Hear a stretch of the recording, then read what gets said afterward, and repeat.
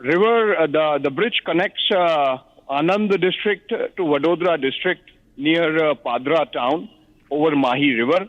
And this is, of course, an important bridge, though, of course, it was a little old and looks in the pictures that it has caved in the midsection because of the incessant rains that central Gujarat has received or has been receiving for the last few days. It just definitely seems like a maintenance issue. In fact, unfortunately, there was a traffic movement at the time over the bridge, and as can be seen in the pictures, there is a fall of some vehicles into the river. They have plunged into the river.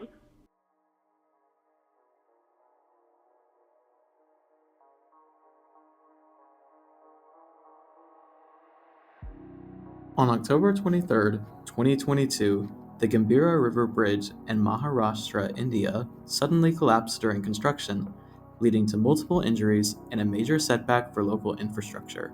In this video, we analyze what happened, why it happened, and what future engineers can learn from this failure.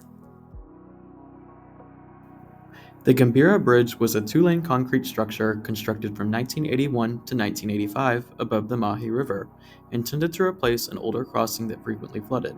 The project was commissioned by the Maharashtra Public Works Department, with construction led by the UP State Bridge Construction Company and oversight by local engineering authorities. The goal was to improve safety and year-round access for nearby communities, and the cost to construct the bridge was approximately $4.5 million.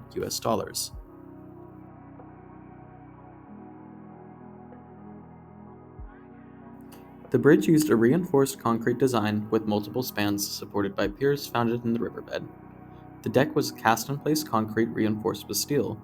While this is a standard and reliable system, the project involved unusually fast-track construction and on-site casting under highly variable river conditions. The design relied heavily on accurate formwork placement and proper curing of concrete. The Gambhira Bridge, which was supposed to last 100 years, suddenly collapsed 4 decades later. According to reports, several warning signs appeared before the collapse. Workers noted cracking in recently poured concrete and misalignment in the shuttering system. Unfortunately, traffic continued despite the warning signs. On the day of the failure, July 9, 2025, concrete was being poured on the deck slab. At approximately 7:30 a.m., workers heard loud cracking noises. Within seconds, an entire span gave way, bringing down formwork, reinforcement, and fresh concrete. Emergency crews responded, and several workers were injured, 22 of which were killed. The project was immediately halted and an investigation was launched. The immediate cause of failure was the collapse of the temporary formwork system supporting the wet concrete. Investigators found inadequate bracing, insufficient anchorage, and improperly spaced supports. But deeper underlying causes included poor site supervision, lack of independent quality checks, and deviation from approved drawings. Workers often reported pressure from management to accelerate the pour schedule. At the systemic level, the collapse reflects broader issues: inconsistent enforcement of construction codes, limited training for formwork safety, and a recurring pattern of understaffed inspections on public infrastructure projects. This collapse echoes several similar failures worldwide. For example, the 2017 Vijayawada flyover collapse in India also stemmed from weak formwork and rushed concreting. Both cases reveal the danger of compressing construction timelines and relying on untested temporary supports. Unlike the Gambhira Bridge, the Vijayawada flyover collapse was caused by a girder slipping from place and crashing into other supports. Also, the Vijayawada flyover incident thankfully had no casualties. This collapse raised serious ethical questions. Who is responsible for ensuring public safety? In this case, investigators cited both the contractor and supervising engineers for failing to follow approved construction procedures. Concerns raised by workers went unaddressed. Codes require rigorous quality control for formwork, yet documentation was incomplete or inaccurate.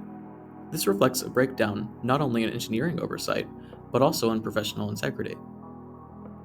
Following the collapse of the bridge, officials launched an investigation into other bridges in the region that were constructed around the same time. The officials discovered around 20 bridges to be unsafe and closed permanently, and over 100 that required partial closures. From the Gambhira bridge collapse and the subsequent investigations, the government officials learned that closely inspecting bridges for structural integrity can prevent a disaster like this from occurring. One important but often overlooked factor is the environmental context of the Gambhira River. The region experiences intense monsoon cycles, and soil conditions can rapidly change from stable to saturated. When temporary supports are not designed for such variability, the entire structure becomes sensitive to uplift, vibration, and minor misalignments. A strong engineering process would include periodic checks of soil bearing capacity during construction, but it is unclear whether these assessments were conducted after foundation work had already begun. From this collapse, several critical lessons emerge. First and most importantly, temporary structures like formwork must be treated with the same engineering rigor as permanent structures. Second, construction must never outpace supervision. Accelerated schedules require increased, not reduced, inspection frequency. Third, independent peer review and digital monitoring tools such as 3D scanning, load sensors, and BIM-linked scheduling can help catch problems early. To prevent failures like this in the future, agencies should require certified formwork design, enforce stricter site audits, and expand training for both engineers and contractors. The Gambhira bridge collapse was preventable. By understanding its causes, we reinforce the importance of engineering judgment, ethical responsibility, and proper oversight. Thank you for watching.